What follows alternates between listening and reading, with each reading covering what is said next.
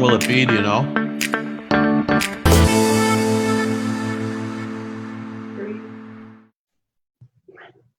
Okay, we're starting. Great. Hello, Patrik. Welcome here to everybody who's watching on Facebook. We're here on the first transmission live on Technology Hub interviewing a guest. We're here with Patrik Hanlon. And, well, you know, I don't know if you have been with us like for a long time, but if you have been active in Technology Hub community, you met Patrik Hanlon, who has been with us on our first reset, then Campus Link, and then he went on into El Paso to TEDx, and he was great there. You can find it on YouTube if you want to watch it. So yeah, Patrik Hanlon has been very active in our community. So I would like to say thank you for joining us and welcome to. It's great to be here. Thanks, Brenda. Thank you. Well, first of all, Patrik, how are you? How are things over there by your side with Screen? I'm great. Yeah, the Tech Hub has been very nice to me. The Primal, the TEDx that I did, video that I did a couple of years ago has over 30,000 views right now. And so that's been great. And I'm looking forward to our Primal.Live event coming up next week. Yeah, me too. I'm super excited about that. So, well, you know, I'm hopefully everything is okay over there, and I'm you know, wishing your family, you know, in these crisis times, right? Yeah, we're all good. Yeah, I'm really glad to hear that. So, well, you know, everybody loves an origin story, and I wanted to ask you, and I was wondering if you could tell us yours. Yeah, a little bit. I was born in California and in San Diego, near San Diego, and grew up in the Midwest, and then took off and went to New York City. So most of my career was in New York City in advertising, and I used to write Super Bowl spots and all sorts of things for major brands, and then I started my own company in 2002 called Thinktopia. And we just changed to primalbranding.co last year, rebranded. And so it's been quite a journey. So I also wrote for Forbes. I did the TEDx. What else? My book, Primal Branding, is required reading at YouTube, as I think you know. And so what we're doing now are Primal.Live events, and one of them obviously is going to be next week with Tech Hub and Bridge. So we're looking forward to that. So that's kind of my creation story. So the primal branding idea that I had back in the summer of 2001, I came up with the idea because I was looking at, I had a client problem. The client was Lego. They were being not authentic. And we didn't use that word. We didn't say authentic back then, but I just felt in my gut that there was something wrong with them. And in fact, there was. And that was the time that a consultant from McKinsey came in and told the family that if they kept doing what they were doing, they'd be out of business in the next 2 or 3 years. And for a major brand like Lego, that's a big deal, right? It's a big deal for anyone, but for a big brand like that, it would be, back then, it would have been unheard of almost. So it was just the correlation of those two things, and I came up with this an idea, this construct of why major brands are successful and why they attract people to them. And at that time, it was Nike. The brands were Nike, Apple, and Starbucks and Google were becoming very popular. And the real friction point was that although Nike certainly advertised, Apple didn't really advertise that much, and certainly not as much as IBM. And IBM wouldn't do anything unless they had $30 million to push behind an advertising campaign. Apple didn't have anywhere near that much money, although they were very successful in advertising. But they advertised on billboards, which are much less expensive than TV commercials. And so the the question is why were these brands like Starbucks and Google, who didn't advertise at all, why were they becoming successful? So there was something clearly else that was going on at work, and and I had some time to figure it out, and so I did. And so at least to my own version of it, and that is that brands are belief systems, and once you're able to create a belief system, you attract others who share your beliefs, which is a simple notion, but how you do that is a little bit more complicated. And so there actually is a system, de creencias, the system of belief. And I worked out what those 7 pieces of what we call primal code are, which are basically the root code of building belief systems. And when you can create a belief system, you attract fans, you attract followers, you attract customers, you attract employees, you attract investors, and it depends where your company is or your idea is on the spectrum of starting up to growth. Sorry, just banged my computer. And so you build in, your own creation story and go from there. So that's my creation story. Wow, that's like an incredible creation story. So, yeah. So, well, I'm just curious about one tiny thing, and then we'll move on to the next questions. But I heard you say that you moved to Manhattan, right? Yes. And well, I mean, that must have been easy, right? Like, how old were you back then? Well, let's not go there. No, I was in my Okay. my 30s, I think. Yeah. Okay. Yeah. So I was oldish. Yeah. Well, not that young then. Well, I'm glad, but still, mustn't have an easy. So, an incredible creation story. I've read your blog on Forbes. I haven't read all the articles, but I've read a couple, and I think they're really, really, important and insight. Is that a word? Insightful. Yeah. Insightful. Excited is also a word, but I don't think that's what you meant. Okay. Thank you. Learning English with Patrik Hanlon. Yeah. Okay, so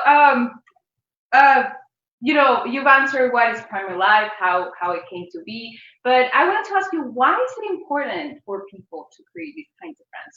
For people to believe in the brand. Why, especially now, like, why is it important?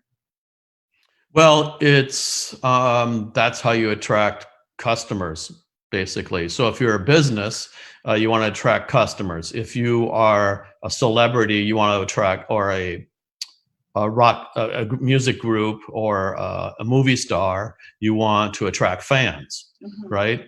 And if you are a city or a country, you want to attract citizens. You want to attract voters. You want to attract, if you're a democracy, you want to attract a population, right? And so the way that we do that, and if you come up with a new idea, you want to attract people to follow that idea, right? A movement, whether it's a movement or a political or social movement, or currently we're trying to attract people to the notion of living sustainably and saving the earth, or so the earth will save us, right? And so when you do that, what you want to do is build a construct that creates a storyline, a narrative, and we call it a strategic brand narrative, that creates a storyline that pings not only the rational but also the emotional parts of our brain, that helps us as human beings, helps things just crystallize them and make sense. And so that you can succinctly tell that story in just a word or 2 words, or what we say is write it on the back of a matchbook cover. Does that make sense? Right. Or if you're in an elevator, you can tell someone in the elevator ride succinctly, in a short way, what you're all about. And a lot of companies can't do that. And so you want to be able to do that. And if you're able to make your story short and concise and believable, because all brands are belief systems, once you're believable, and if you're more believable, than the person standing next to you or the product next to you on the shelf at the store, then you win. And that's what we're all about. We're helping. So we work with billion-dollar brands all over the world and those people who want to become billion-dollar brands. So in this Primal.Live that we're gonna watch, we're gonna have you. I believe it's on Wednesday in at 5. I believe it's 5 for us, and it must be another time for you, right? I'm guessing. We'll be here, and you can watch us. You can join us. We'll be live also from Facebook, and we'll be allowing people to join us at our Zoom meeting so they can ask questions and have a more interactive experience. However, I wanted to ask you, is this a sneak peek of what we're gonna watch, at the conference? Yes, it is. And the important thing here is that to create this construct doesn't cost any money. And so I think that it's important because when we come out of coronavirus and everyone leaves their house and goes back to work and everything, it's going to be a slightly different world. It's going to be a slightly different world for companies and how they brand their products and services, how they go to market. It's going to be a little bit different, and it's going to be a little bit different for all of us who are just people too. And so a lot of people are going to have to learn how to brand themselves. And so when I got together with Ricardo and everyone, we thought that it'd be important for everyone to understand the moment they get back, they may have to rebrand themselves. Well, how do they do that? For a lot of people, they're going to have to become entrepreneurs and instantly. And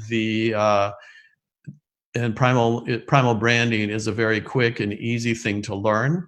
It's quick and easy to understand what your creation story is, your creed, your icons, rituals, and everything, the construct that will let them fill them in on and help them learn and understand. And it will be, because it doesn't cost any money, you can do it easily. It does cost money to push it through social, digital, and traditional media, however. So I should make that clear. So, so if you have money, you are better off. But you can do it without money. And we have done it without money successfully. And I talk to 2 or 3 people a week about how to build their careers or reshape their careers and help them, essentially pivot and rebrand themselves as human beings. And so we know that this works with people. It works with celebrities. It works with people in entertainment, and it also works with cities, and it works with products and services as well. So I think this will unilaterally help people. And so we want to make sure that people, as many people as possible, understand how to do it. I also understand that you offer workshops, right? Like a more one-on-one experience, or like. Yes, and people can level up to that. After our session on Wednesday, if they're interested, we can help them level up. And we work with companies all over the world to either launch new products and services or to help re-engineer existing ones and refit them and make them either more relevant and necessary, or innovate around existing products as well. I understand. I want to go back to what you say, that you were doing this all over the world. I've heard that you did recently an Africa Primal.Live. Yeah, a couple of weeks ago we did. We started in Germany, in Dusseldorf, but it was really all over. We had people from all over Europe that participated in that: Switzerland, France, Holland, I think, and some other places. And then we moved that. Last week we did Primal.Live Africa out of Johannesburg, and we had people across Facebook, YouTube, and Zoom, somewhere between 500 and 1,000 people. And so that was, we think, very successful. And we're hoping for the same thing next week. Well, me too. I'm super excited for you to join us next week. And so are we. Honestly, and hopefully we'll have 1,000 people that they don't have 10,000, the 10x. 10,000 then, more the better. But thank you so much, Patrik, for joining us. It was really great, and I hope we can keep doing this, repeatedly throughout. Not this year, but maybe like on the later years, right? Absolutely. It's been great with us. This binational community really welcomes you, and I really hope that I'll see you next week. Oh, you'll see me for sure. Yeah, I'll see you. Thanks so much. Thanks, everyone. No, thank you. And I believe that's all transmission. I think yo creo que ya terminamos aquí. Entonces, bueno, de todas maneras quiero darles las gracias en español. Gracias, Patrik. Gracias a todos. Gracias a ti. Adiós. Adiós.